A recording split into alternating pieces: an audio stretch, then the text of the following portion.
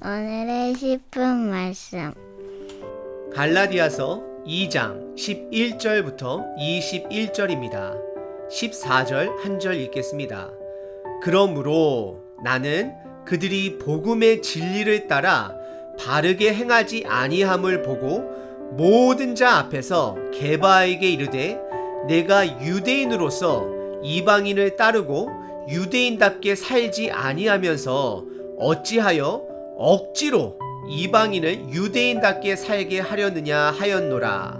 사도 바울은 갈라디아 지역에 있는 가정교회들에게 편지를 쓰면서 그들에게 있는 거짓 교사들로 인해 변질된 복음을 다시 바로잡고자 지금 이 편지를 써 내려가고 있습니다. 그리고 사도 바울이 전한 복음, 즉 예수님으로부터 직접 들은 복음임을 강조하며 사도 바울이 전한 복음 이외에 다른 복음은 거짓된 복음임을 강력하게 강조하고 있습니다. 그리고 2장 초반부에서는 베드로 사도도 야고보도 요한도 사도 바울이 전한 복음에 동의를 했음을 말하고 있습니다. 사도 바울은 우리들이 느낄 수 있다시피 그는 물 아니면 불, 중간이 없는 확실한 사람입니다. 본인이 맞다라고 생각하는 것은 불편함과 다툼이 있을지라도 끝까지 밀고 가는 사람이었습니다. 오늘 본문에서는 바울이 사도 베드로, 즉 예수님의 12제자 중 가장 나이 많은 사도를 사람들 앞에서 책망하게 됩니다. 무엇 때문에 바울이 몇 번 만난 적 없는 베드로 사도를 책망했을까요? 그것은 바로 사도 베드로가 복음 앞에 잘못된 행동을 취했기 때문입니다. 바울은 사도 베드로를 책망할 정도로 본인이 예수님으로부터 직접 들은 복음에 대해 온전한 확신을 갖고 있습니다. 그래서 사도 베드로가 복음에 대해 잘못 행동했을 때 가차없이 그를 책망하는 것입니다. 이것은 베드로를 책망하기 위한 목적이 아닌 복음의 변질을 막기 위한 사도 바울의 마음인 것입니다. 그리고 전 개인적으로 베드로는 성장의 아이콘으로 보기도 합니다. 베드로는 예수님을 3번이나 부인하고 나서 예수님의 은혜로 인해 다시 성장한 제자입니다. 그리고 베드로는 또한 바울의 책망 앞에서도 인간적으로 섭섭함도 반드시 있었겠지만 바울의 말이 맞기 때문에 겸허하게 받아들이고 또다시 성장하는 사람이었습니다. 그래서 바울이나 베드로나 동일하게 복음을 소중하게 생각하고 복음으로 인해 꾸준히 성장하는 사람들입니다. 오늘 본문을 통해 난 바울처럼 복음의 삶을 확실하게 살고 있는지, 그리고 베드로처럼 때로는 죄를 지을지라도 넘어질지라도 복음의 은혜로 다시 성장하는 사람인지를 점검해 보시길 바랍니다. 복음의 사람은 복음의 삶을 살아내는 사람입니다. 그리고 때로는 죄로 인해 넘어질지라도 복음의 은혜를 붙들고 또다시 일어나 성장하는 사람입니다. 오늘 본문은 크게 2가지로 나눌 수 있습니다. 첫 번째는 바울이 사도 베드로를 책망합니다. 두 번째는 복음의 핵심을 바울이 설명하고 있습니다. 첫 번째 부분은 11절서부터 14절까지 바울이 예수님의 12제자 중 가장 나이 많은 수제자 베드로를 책망합니다. 그것도 사람들 앞에서 그를 책망하게 됩니다. 11절에 바울은 게바, 즉 베드로가 안디옥에 머물렀을 때에 책망받을 만한 일이 있어 바울이 그를 책망하였더라고 분명히 말하고 있습니다. 사실 바울과 베드로는 영적 동역자입니다. 바울이 회심한 이후에 3년이 지나고 나서 베드로를 처음 만나 15일 동안, 약 2주 동안 많은 이야기들을 나누었고, 오늘 본문은 베드로를 2번째 만남으로 추정할 수 있습니다. 그런데 바울은 이 2번째 만남을 반가움보다는 베드로에 대한 안타까움을 책망으로 표현했다라고 말하고 있습니다. 12절에 베드로는 이방인 교회, 외국인들 교회 안디옥 교회에서 이방인들과 식사를 하고 있었습니다. 이것은 우리들에게 너무나도 자연스러운 행동입니다. 하지만 유대인으로서는 아무리 본인이 예수님을 믿고 이 복음이 모든 민족을 향해 오픈되어 있다 할지라도 이방인들과 식사를 함께 하는 것은 그들이 그동안 몸으로 익혀왔던 그들의 문화를 거역하는 것은 너무나도 힘든 것이었습니다. 그래서 오늘 본문의 배경을 사도행전 10장에서 고넬료 사건 이후로 보는 학자들도 많습니다.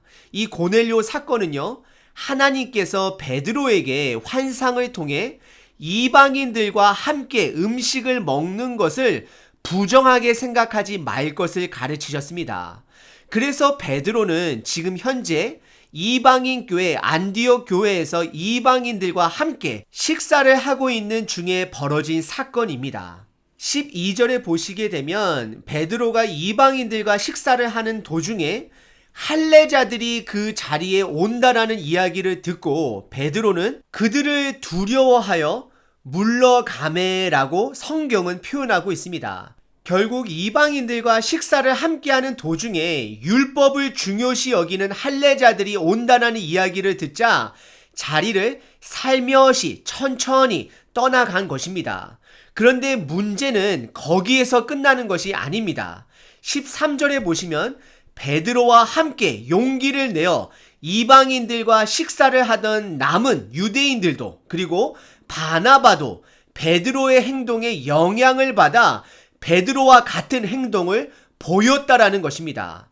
죄는 주변 사람들을 오염시킨다라는 것입니다. 이것을 들은 사도 바울은 14절에 다음과 같이 말하고 있습니다. 그러므로 나는 사도 바울이죠. 그들이 복음의 진리를 따라 바르게 행하지 아니함을 보고 모든 자 앞에서 게바, 베드로를 말하는 거죠. 게바에게 이르되 내가 유대인으로서 이방인을 따르고 유대인답게 살지 아니하면서 어찌하여 억지로 이방인을 유대인답게 살게 하려느냐라고 책망하고 있습니다. 14절을 자세히 보시면 헷갈리실 수 있는데요. 그것은 당연한 것입니다. 왜냐하면 베드로의 행동 자체가 우리를 헷갈리게 하기 때문입니다. 이것이 바울이 베드로를 책망한 이유입니다. 이방인들과 함께 음식을 먹으면서 복음의 오픈성, 모든 사람들에게 복음이 전해질 수 있음을 인정하면서도 때로는 이방인들에게 율법을 강요했다라는 것을 사도 바울이 지금 꾸짖고 있는 것입니다. 사도 베드로는 복음을 머리로는 이해하고 행동으로도 어느 정도 실천하려고 하면서도 그의 몸에 밴 유대의 문화로 인해 복음을 온전히 삶 속에서 실천하지 못하고 있음을 모순적인 믿음을 보여주고 있습니다. 저와 여러분들도 마찬가지입니다. 머리로는 복음을 이해하면서도 예배 시간에 아멘 아멘 화답하면서도 삶 속에서는 그 복음의 삶을 살아내지 못할 때가 많다라는 것입니다. 하지만 바울은 이런 베드로를 1장에서 말한 거짓 교사로 분류하지도 않았고 부르지도 않고 있습니다. 갈라디아 전체를 보시게 되면 바울은 베드로를 진정한 그리스도인이라고 확신을 하고 있습니다.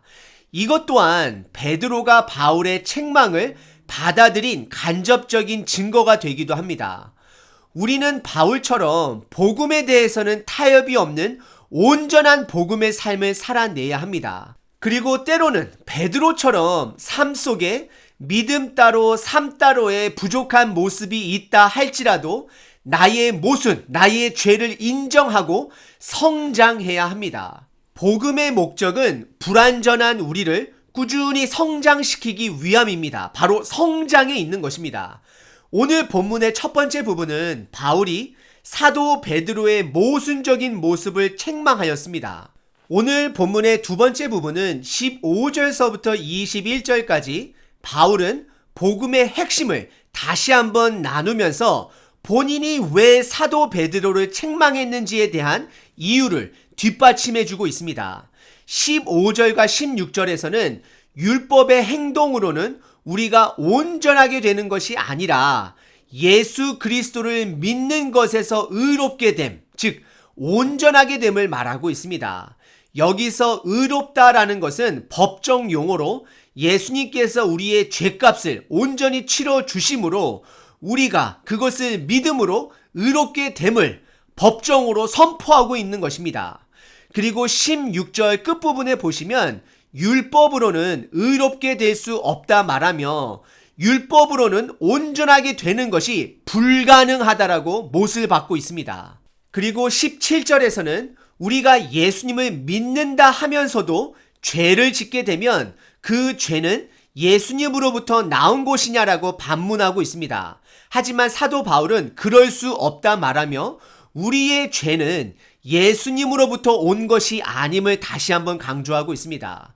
그리고 18절에 헐었던 것을 다시 세운다라는 표현이 등장하게 되는데요. 이것은 예수님께서 허무신 그 율법을 의를 찾고자 다시 율법을 세우게 되면 결국 또다시 죄인으로 돌아가는 것임을 강조하고 있습니다. 계속해서 율법의 행동으로는 의로워질 수 없음을 강조하고 있습니다. 그리고 19절에서 바울은 율법에 대해 죽었다라고 표현하고 있습니다. 이것은 율법의 매인자들이 스스로 의롭게 되기 위해 율법을 위해 사는 것에 대한 반대되는 행동입니다. 오히려 율법으로 인해 죽었음을 인정하는 자세입니다. 그리고 19절에 하나님에 대하여 살려 함이라 라고 표현하고 있는데요. 이것은 예수님께서 우리의 죄를 위해 대신 죽으신 것을 믿는 자들은 하나님께서 예수님을 죽은 자 가운데서 살리신 것처럼 우리들 또한 구원의 주심으로 의롭게 됨을 말하고 있습니다. 그래서 20절에 다음과 같은 표현을 하고 있습니다. 내가 그리스도와 함께 십자가에 못 박혔나니 그런즉 이제는 내가 사는 것이 아니요 오직 내 안에 그리스도께서 사시는 것이라.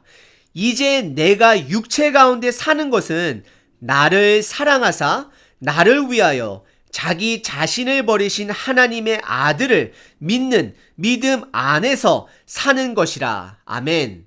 결국 예수님과 한 몸이 됨을 말하고 있는 것입니다. 그래서 우리는 예수님을 믿는 믿음 안에서 살아가야 하는 것입니다. 그리고 21절에 의롭게 되는 것이 율법으로 인해 가능하다면 예수님의 죽음은 헛된 것이라고 말하고 있습니다. 이것은 반대로 얘기하면 율법으로 돌아가는 것은 십자가의 은혜를 거절하는 것임을 또한 말하고 있는 것입니다. 오늘 본문의 두 번째 부분은 사도 바울이 복음의 핵심을 다시 한번 나누면서 본인이 왜 베드로를 책망했는지에 대한 그 이유를 뒷받침으로 설명해 주었습니다. 예수님을 단지 믿는 것만으로 의롭게 됨을 강조하다 보면 나는 이미 예수님을 통해 의롭게 되었는데 뭐 더 나은 사람이 되려고 노력할 필요가 뭐가 있을까라고 충분히 생각할 수 있습니다. 하지만 이것은 예수님을 믿는다는 것이 무엇인지 온전히 이해하지 못하는 것에서 온 잘못된 마음인 것입니다. 우리는 하나님의 자녀답게 성장해야 하는데 워낙 죄악된 부분이 많아 율법으로서는 성장은커녕 매 순간순간 우리의 죄로 인해 결국 죽을 수밖에 없다라는 것을 깨닫다가 결국 죽게 되는 것입니다. 하지만 하나님께서 예수님을 통해 은혜를 주신 것은 우리들로 하여금 성장시키기 위함입니다. 율법으로 우리들의 죄를 비춰보면 우리 모두는 구제불능입니다. 하지만 하나님 아버지께서는 예수님의 은혜를 통해 너는 아니다, 할 수 있다 응원하시면서 우리의 성장을 기대하고 계십니다. 그리고 성장할 수 있도록 성령님과 성경 말씀과 교회 공동체를 우리들에게 허락해 주신 것입니다. 율법은 우리가 죄인이라는 것을 깨닫게 해주지만 은혜는 내가 다시 예수님 안에서 일어설 수 있음을, 살아갈 수 있음을 기억하게 하십니다.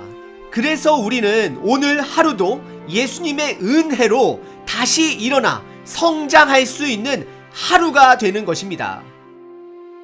복음은 자유를 줍니다. 하지만 책임이 따릅니다.